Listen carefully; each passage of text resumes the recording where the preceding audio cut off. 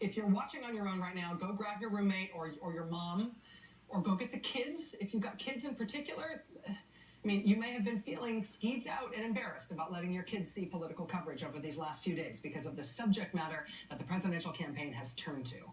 If you have been feeling that way, now go get the kids and have them watch this with you.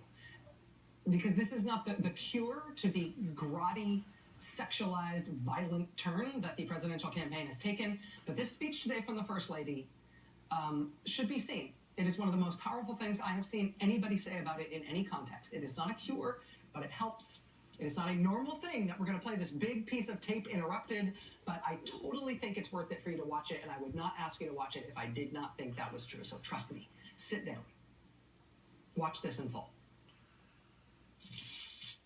So I'm going to get a little serious here, because I think we can all agree that this has been a rough week in an already rough election. This week has been particularly interesting for me personally because it has been a week of profound contrast. See, on Tuesday at the White House, we celebrated the International Day of the Girl and Let Girls Learn. And it was a wonderful celebration. It was the last event that I'm going to be doing as First Lady for Let Girls Learn. And I had the pleasure of spending hours talking to some of the most amazing young women you will ever meet, young girls here in the U.S.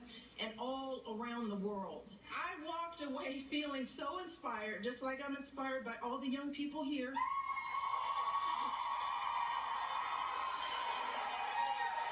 And I was so uplifted by these girls. That was Tuesday. And now here I am, out on the campaign trail in an election where we have consistently been hearing hurtful, hateful language about women. Language that has been painful for so many of us, not just as women, but as parents trying to protect our children and raise them to be caring, respectful adults. And as citizens who think that our nation's leaders should meet basic standards of human decency.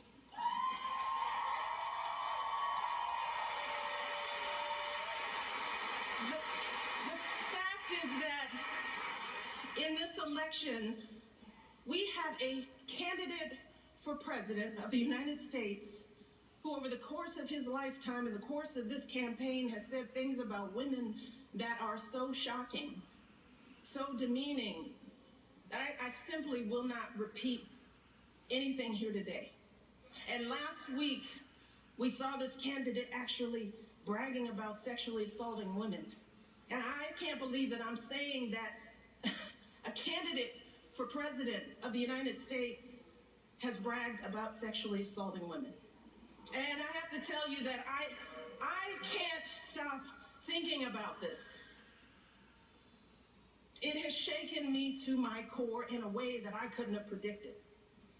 So while I'd love nothing more than to pretend like this isn't happening and to come out here and do my normal campaign speech, it would be dishonest and disingenuous to me to just move on to the next thing like this was all just a bad dream. This is not something that we can ignore. It's not something we can just sweep under the rug as just another disturbing footnote in a sad election season.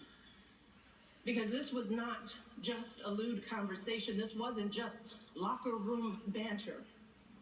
This was a powerful individual speaking freely and openly about sexually predatory behavior, and actually bragging about kissing and groping women, using language so obscene that many of us were worried about our children hearing it when we turn on the TV.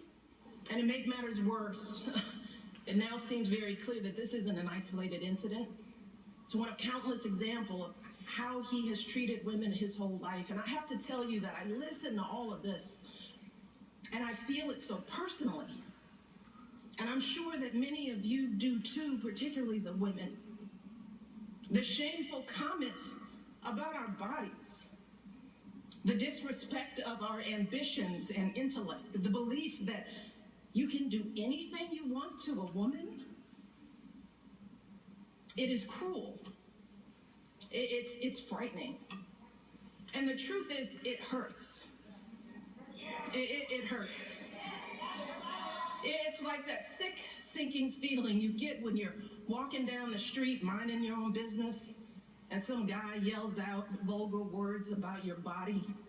Or when you see that guy at work that stands just a little too close, stares a little too long, and makes you feel uncomfortable in your own skin. It's that feeling of terror and violation that too many women have felt when someone has grabbed them or forced himself on them and they've said no, but he didn't listen. Something that we know happens on college campuses and countless other places every single day. It reminds us of stories we've heard from our mothers and grandmothers about how back in their day, the boss could say and do whatever he pleased to the women in the office, and even though they worked so hard, jumped over every hurdle to prove themselves, it was never enough. We thought all of that was ancient history, didn't we?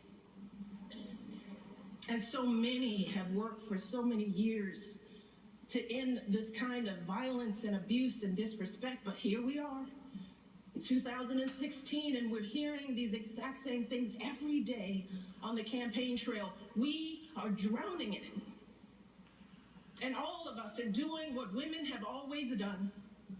We're trying to keep our heads above water, just trying to get through it, trying to pretend like this doesn't really bother us.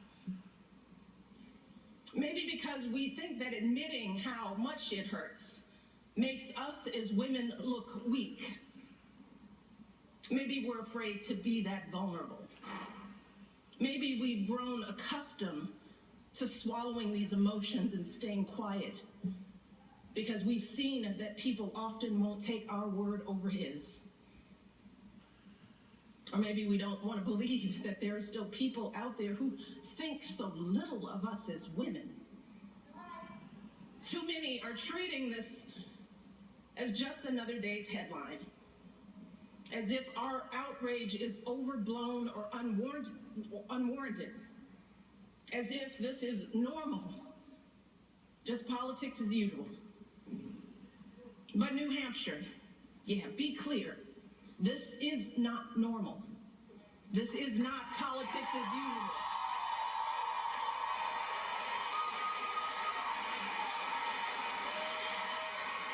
This is disgraceful. It is intolerable. And it doesn't matter what party you belong to, Democrat, Republican, Independent, no woman deserves to be treated this way. None of us deserves this kind of abuse.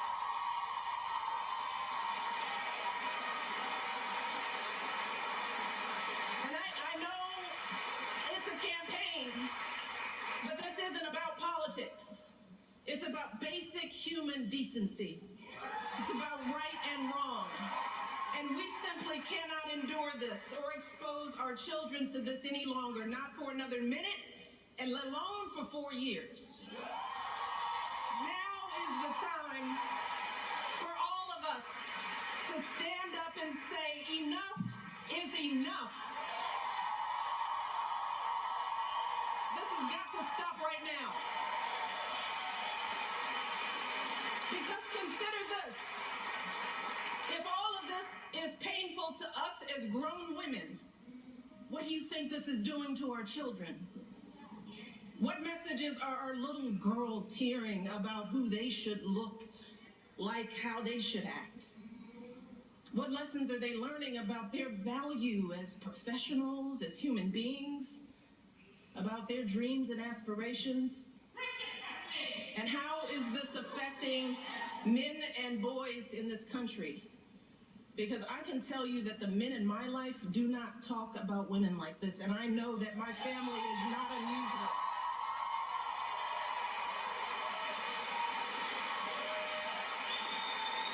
And to dismiss this as everyday locker room talk is an insult to decent men everywhere. The men that you and I know don't treat women this way. They are loving fathers who are sickened by the thought of their daughters being exposed to this kind of vicious language about women. They are husbands and brothers and sons who don't tolerate women being treated and demeaned and disrespected.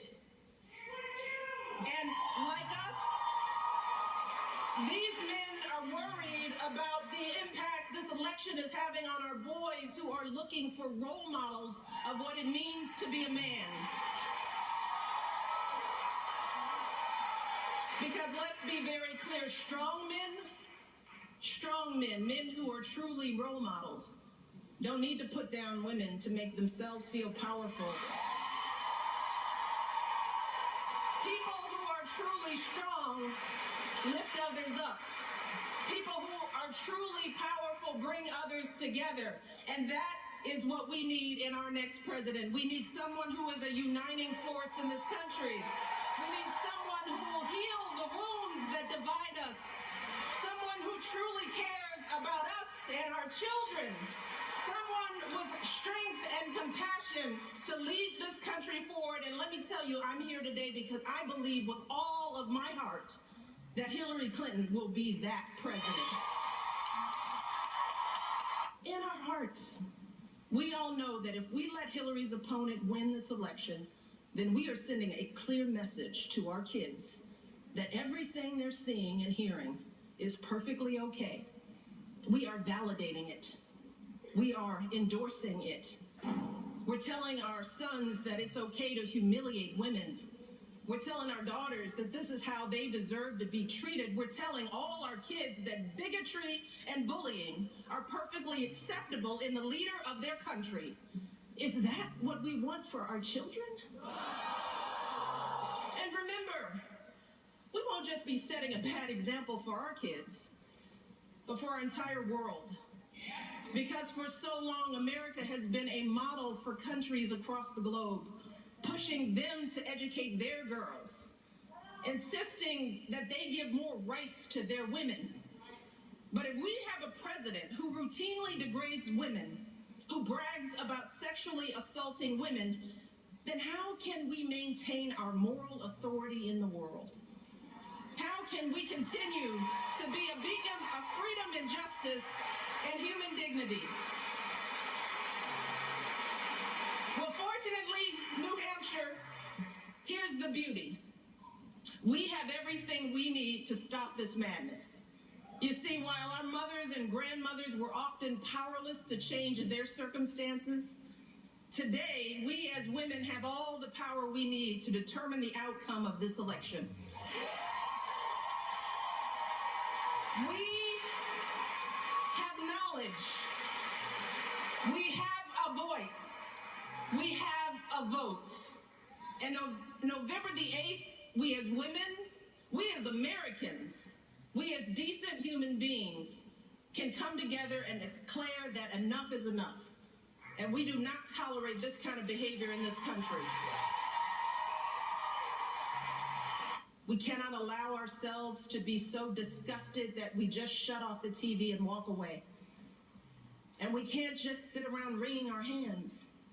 No, we need to recover from our shock and depression and do what women have always done in this country.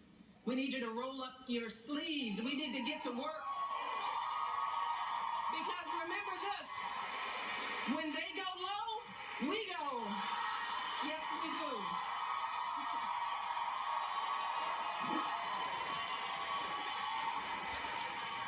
I want to say thank you again to my boss, to the president of this network, for allowing me to break format and kill commercials so I could play that at such length tonight.